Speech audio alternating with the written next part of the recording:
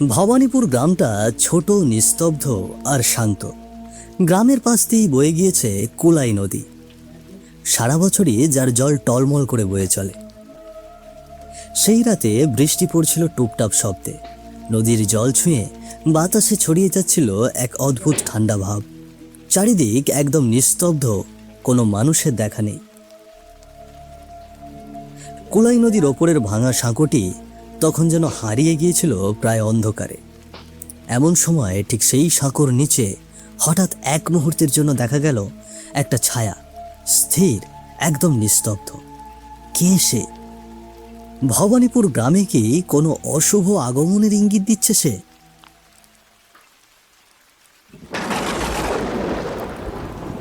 ঠিক তখনই আকাশের তীব্র শব্দে একটি বাজ পড়ল, আর চোখের পলকেই মিলিয়ে গেল সেই ছায়া। পুরো আকাশ জুড়ে তখন ঘন কালো মেঘ, বাতাসে কেমন একটা ভারী ভাব। গাছপালার পাতা পর্যন্ত নিস্তব্ধ, শুধু দূরে কোথাও দু একবার শোনা যাচ্ছিল বজ্রপাত পড়বার শব্দ। মনে হচ্ছে যে কোনো মুহূর্তেই ঝমঝমিয়ে শুরু হবে মুষলধারে বৃষ্টি। ভবানীপুর গ্রামের একটি বাড়ির উঠানে দাঁড়িয়েছিল পূজা আর গীতা।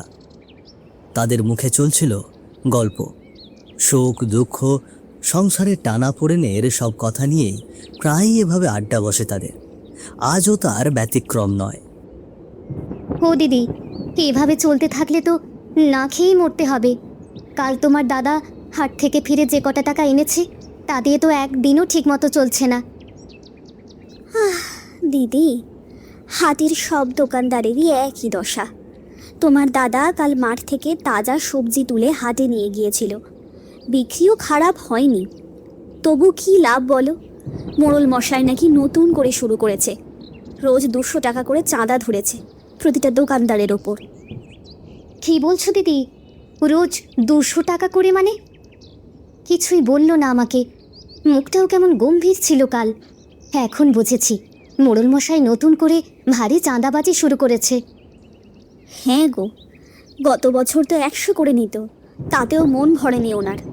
এবার একেবারে এক ঝটকায় দ্বিগুণ করে দিয়েছে চাঁদা। না দিদি, আর নয়। এমন অন্যায় আর কতদিন চুপ করে সয়ে যাব আমরা? মুখ বুজে থাকলে পরে যে আর রক্ষা থাকবে না। এখনই এটার বিরুদ্ধে রুখে দাঁড়াতে হবে, নইলে সকলে শেষ হয়ে যাব একে একে। হ্যাঁ গো, তুমি একদম ঠিক বলেছো দিদি। কিন্তু আমার যে বড্ড ভয় করে। মোড়ল মশাই যে খুব একটা ভালো মানুষ নয়, সে তো গ্রামের সবাই জানে। এখন বলো, এমন লোকের বিরুদ্ধে কেউ কি রুখে দাঁড়াবে? ভয় কিসের গো? শুনেছি হাটের সব দোকানদারই নাকি এবার মোড়লের উপর ভীষণ চটে আছে। সবাই যদি একজোট হয়, দেখবে মোড়লের সেই দাপট চোখের পলকেই হাওয়া হয়ে যাবে। দিদি, তা যা বলেছ। এবার মোড়ল বুঝবে হাটের দোকানিরাও কোনো অংশে কম নয়। পুরো আকাশ ঘন কালো মেঘে ঢাকা, সাথে মেঘের গুড়গুড়ানি শব্দ। প্রায় সন্ধ্যা হয়ে এসেছিল, তবে নদীর পাড়ে বসে জাল ফেলে মাছ ধরতে ব্যস্ত কানাই ও গঙ্গা খুঁড়ো। ও খুড়ো, সন্ধে হয়ে গেল যে, আর কতক্ষণ এমনভাবে জাল ফেলিয়ে বসে থাকবে বলো দেখি? অনেক তো হলো, এবার চলো বাড়ির দিকে যাই। বাপু, তোদের একটাই সমস্যা, কোনো কাজ করতে গেলে ধৈর্য হারিয়ে ফেলিস। তা না গো, আগে আমার কথাটা শোনো তো। শোন, ওই রাঘবের মুখে শুনলাম অন্ধকার নামার পর নাকি কয়েকদিন ধরে নদীতে ভালো মাছ ধরা যাচ্ছে। তুই থাকলে চুপচাপ বসে থাক, না হলে বাড়ি চলে যা। আরে খুড়ো, মাছ পরে ধরা যাবে, আগে আমার কথাটা তো শোনো। গ্রামে নাকি আবার সেই কালো ছায়াটা দেখা যাচ্ছে। ওই পল্লবী ঠাকুমা, উনি নাকি নিজের চোখে দেখেছেন সেই ছায়াটাকে।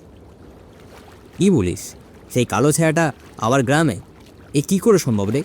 গত বছর তো মোড়ল মশাই নিজে গুরুদেবকে ডেকে এনে ওই ছায়াটাকে গ্রাম থেকে বিদায় করেছিল। তারপর তো পুরো গ্রাম বন্ধ করে দিয়েছিল। তাহলে আবার কি করে সেই ছায়াটা দেখা দিতে পারে বলতো?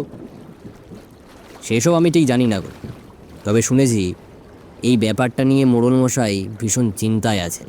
কারণ যিনি সেই গ্রাম বন্ধনের কাজটা করেছিলেন, সেই গুরুদেব নাকি গত বৃহস্পতিবার মারা গেছেন।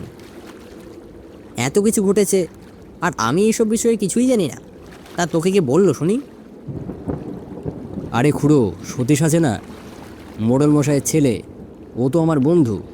ওর থেকেই সব শুনলাম। আর এই বিষয়ে গ্রামের কেউ এখনও জানে না। ওদিকে পল্লবী ঠাকুমাকে মোড়ল মশাই মুখ খুলতে নিষেধও করেছেন। তা বুঝলাম, কিন্তু মোড়ল মশাই গ্রামের মানুষদের থেকে এই বিষয়টি আড়াল করছে কেন? আমার তো ব্যাপারখানা খুব একটা সুবিধার লাগছে না বাপু। খুড়ো, বুঝতে পারছো না? গ্রামের মানুষের মাঝে আবার গত বছরের মতো আতঙ্ক ছড়াবে, তা নিয়ে ভয় পাবে, তাই হয়তো মোড়ল মশাই এমন করছেন। আসলেই কি মোড়লের আসল উদ্দেশ্য ছিল গ্রামের লোকেদের জানানো থেকে বিরত রাখা, যাতে তারা ভয় না পেয়ে যায় আর গ্রামে আতঙ্ক না ছড়ায়? নাকি এর আড়ালে লুকিয়ে আছে আরও বড় কোনো রহস্য? এই প্রশ্নটাই ঘুরপাক খাচ্ছিল খুঁড়োর মনে। ঠিক সেই সময়ে কানাই আর খুঁড়োর কথার মাঝখানে হঠাৎ যেন একটা ঠান্ডা হাওয়া বয়ে গেল খুঁড়োর পেছন দিয়ে। মুহূর্তেই চারপাশে নেমে এলো এক অদ্ভুত নিস্তব্ধতা। অবশ্যই তা হতে পারে, কিন্তু তারপরও এ কানাই, আমার পেছনে মনে হলো ঠান্ডা কি যে ছুঁয়ে গেল রে। খুড়ো, তুমি একটু বেশি ভাবছো, তাই এমন মনে হচ্ছে। কানাইয়ের কথায় চুপ হয়ে গেল খুঁড়ো, কিন্তু তার মনে যেন জন্ম নিল এক সন্দেহের ফোয়ারা। কি গেল তার শরীর ছুঁয়ে? তবে কি সেই কালো ছায়া? ঠিক এমন সময় হঠাৎ শুরু হলো ঝমঝম করে মুষলধারে বৃষ্টি। পুরো দেখলে তো, বৃষ্টি শুরু হয়ে গেল। আর বসে না থেকে জলদি চলো, বাড়ি যাই। হ্যাঁ, চল চল বাড়ি যাই। ঝমঝম করে পড়ছিল বৃষ্টি, সঙ্গে বজ্রপাতের গর্জন। গ্রামের বটগাছের নিচে দাঁড়িয়ে মোড়ল ও তার সহকারী রঘুনাথ, তারা মেতেছিল গভীর আলোচনায়। কি ব্যাপার বলতো? এভাবে চুপ করে আছিস কেন? আর যে কাজ দিয়েছিলাম সেটা সম্পন্ন করেছিস? আগে মোড়ল মশাই, কাজ তো প্রায় শেষের দিকে, তবে এদিকে আর একটা নতুন সমস্যা এসে হাজির হয়েছে। আবার কি সমস্যা হলো? গ্রামে কি নতুন কেউ সেই বিষয়টা জেনে গেছে?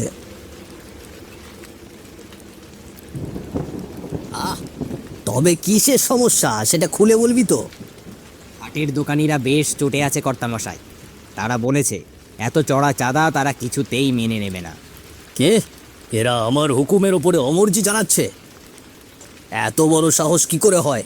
আর তুই চুপ করে দাঁড়িয়েছিলি, ব্যাটাদের হাত পা ভেঙে ঠিক জায়গায় বসাতে পারলি না? মোড়ল মশাই, এইভাবে রাগ দেখিয়ে লাভ হবে না। হাটের সব দোকানিরা এখন চটে আছে। ব্যাপারটা ছোট নয়, একটু মাথা ঠান্ডা করে ভাবুন। ঠান্ডা মাথায় এই ব্যাপারটা সামলাতে হবে। তা অবশ্য ঠিক বলেছিস। আচ্ছা, তবে দেখছি বিষয়টা নিয়ে কি করা যায়। বিকেলের ছায়া নেমে এসেছিল কুলাই নদীর জলের ওপর।